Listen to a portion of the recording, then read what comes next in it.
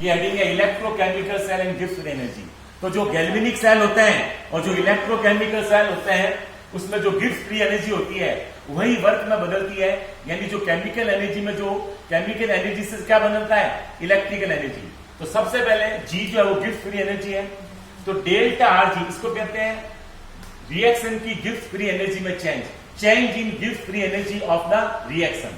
इसकी जो वैल्यू होती है वो चार्ज इंटू ईएमएफ होता है, और जो एनएफ है वो चार्ज होता है क्यू जो होता है एफ होता है चार्ज पर mole into number of mole से मल्टीप्लाई करेंगे तो टोटल चार्ज एनएफ है, और E charge into EMF of cell होता है वर्क डन।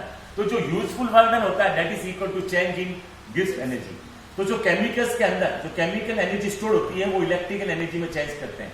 तो जो गिव्स फ्री एनर्जी होती है केमिकल्स की उसमें जब डिक्रीमेंट होता है, जब गिव्स फ्री एनर्जी कम होगी तो हमें यूजफुल वर्क मिलेगा। तो डेल्टा आर जी बराबर minus of N F E cell, ये फॉर्मूला होता है। इसमें E cell non standard EMF है तो गिव्स फ्री एनर्जी भी नॉन स्टैंडर्ड होगी। अब अगर हम स्टैंडर्ड फॉर्म में लिखे इस इक्वेशन को, तो अगर गिव्स फ्री एनर्जी स्टैंडर्ड होगी तो सेल का ईएमएफ भी क्या होगा स्टैंडर्ड, यानी ये स्टैंडर्ड होगा तो ये भी स्टैंडर्ड। अब हम जानते हैं जो ई सेल होता है स्टैंडर्ड वो होता है R T by N F log K C, ये रिलेशन है। E cell standard EMF of cell होता है R universal gas constant, T temperature, N number of moles of electron transaction, और एफ होता है फैराडे कांस्टेंट, और N N KC, KC को कहते हैं इक्विलिब्रियम कांस्टेंट। इस इक्वेशन से ई सेल की वैल्यू दोनों पुट करेंगे तो एनएफ से एनएफ कट जाएगा, और डेल्टा आर जी जो होता है स्टैंडर्ड वो आ जाएगा minus R T N N Kc. इस फॉर्मूले से हम अगर हमें डेल्टा आर जी पता हो, डेल्टा आर जी की वैल्यू पता हो, आर पता है, टी होता है 298, तो हम क्या निकाल सकते हैं एल एन केसी।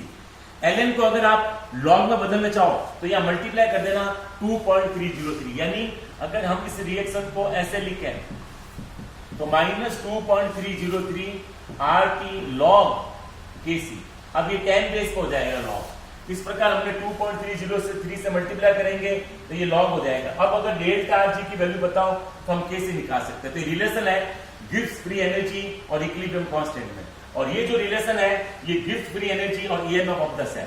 अगर सेल का ईएमएफ ज्यादा है तो गिव्स एनर्जी में चेंज भी क्या होगा ज्यादा होगा।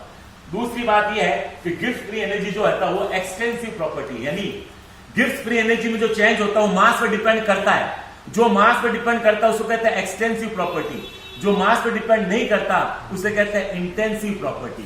इस फॉर्मूले में जो ई सेल है, जो सेल का ईएमएफ, ये इंटेंसिव प्रॉपर्टी है, ये मास पर डिपेंड नहीं करता। लेकिन जो गिव्स फ्री एनर्जी में चेंज होता है वो मास पर डिपेंड करता है। इसको समझने के लिए हम इक्वेशन देखते हैं।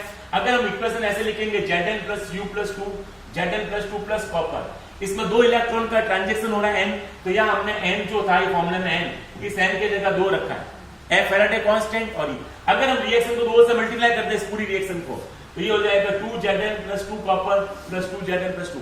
अगर हम इसको 2 से मल्टीप्लाई करेंगे तो रिएक्शन यहाँ पर जो 2 है यहाँ पर 4 हो जाएगा, यानी इसमें 2 इलेक्ट्रॉन का ट्रांजेक्शन हो रहा है और इसमें 4 इलेक्ट्रॉन, इसलिए गिव्स फ्री एनर्जी का चेंज डबल हो जाएगा, क्योंकि ये एक्सटेंसिव प्रॉपर्टी है, मास पर डिपेंड करता है।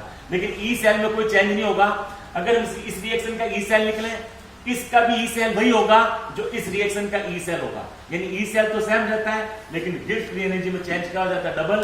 जब अपन रिएक्शन को 2 से मल्टीप्लाई करके मास को डबल करेंगे तो डेल्टा आर जी का मान भी क्या हो जाएगा डबल। इस प्रकार हमने गिव्स फ्री एनर्जी और सेल का जो ईएमएफ है इसके बीच रिलेशन को देखा। ये E cell standard non standard EMF of the cell, और ये क्या है डेल्टा आर जी है चेंज इन गिव्स free energy for the reaction, यानी कि ये दोनों आपस में रिलेटेड है। इसका मतलब ये हुआ कि जब कोई भी रिएक्शन होती है तो गिव्स फ्री एनर्जी कम होती है, और जो गिव्स फ्री एनर्जी में जो कमी होती है वो वर्क में कन्वर्ट होता है।